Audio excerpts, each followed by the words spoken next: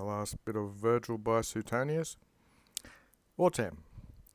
Moreover, he edited, he produced, with Augustus as the author, or the person behind it, Varius, nominative. So Varius produced it, however, this book, the Aeneid, by the prompting of Augustus, but summatim, tim adverb, but briefly or summarily making emendations to it, so that these verses even were imperfectos, not finished, just as they had been left. So if you actually do read it, there's a bunch of verses that just sort of drop off. They're usually pointed out. Quas, plural male accusative of verses. These verses, many people, mox soon, conautai. They tried to supplement or put in their own, but they did non-valuant. They didn't prevail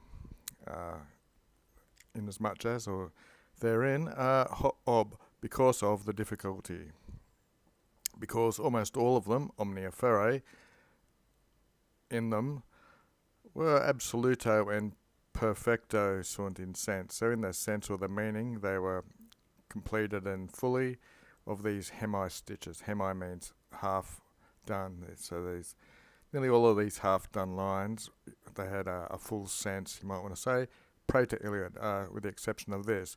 Quem tibi iam Troy. And that would be the Aeneid, Book 3, line 340. Nisus Grammaticus, the grammatician Nisus, was saying that say himself to have heard, in the perfect infinitive, from seniors, from people older than him. Nisus said that Varius, one of these guys, appeared the guy who had made emendations, he had commutassed, he had changed the order duorum librum of two of the books, and which was then the secundus, was transliterated into third place, into the third book. So it was changed. And even in the prima libri, and in the first book, he is to have corrected the principium, the beginning, having demptus, or removed these verses. So what he's saying there is the original order was 3-1-2, according to the Loeb. As much as I hate poetry, I've actually put this into the same sort of thing it was supposed to be in.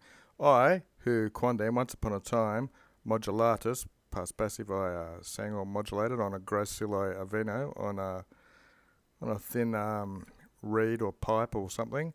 I once modulatus these carmenas, these songs, and having aggressors from the woodlands, from the silvers, I forced the vicinity people, the nearby neighbourhood, so that quam vis, however much the Ava, the fields parented, produced, this dative, give to the greedy colonist or the greedy masters. This is a opus, a work gratum to the farmers. This is a grateful task for the farmers. And now the Horentia of Mars. Mars is their god, so that Horentia would have to be some sort of substantive. It's the Lobos, the dread deeds of the war god, okay? And then, arma in virum qui cano, I sing of arms and man. Obtrectators were never defurant, that comes from de sum de est, lacking to Virgil. He wasn't lacking his obtractors, people who disapprove of him, nor is this miraculous or something to wonder at, for neither indeed was there to Homer people who would complain.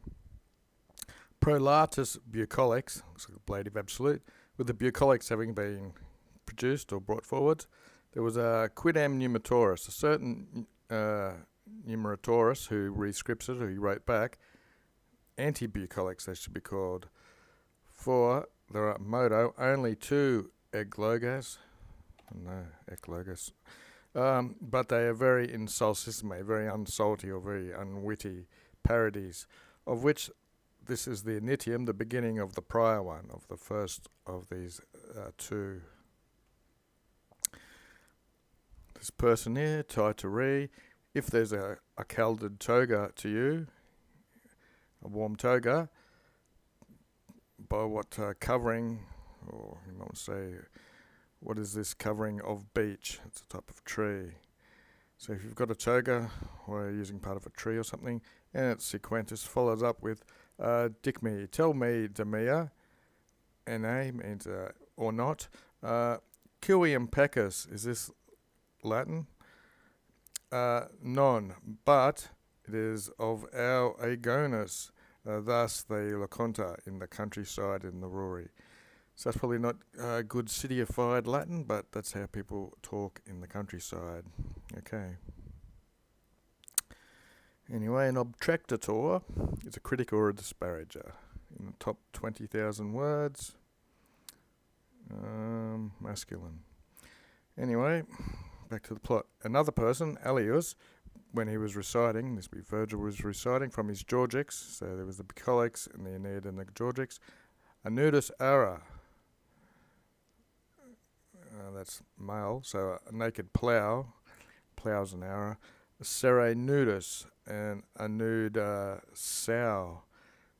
So maybe he's complaining about male and female going together.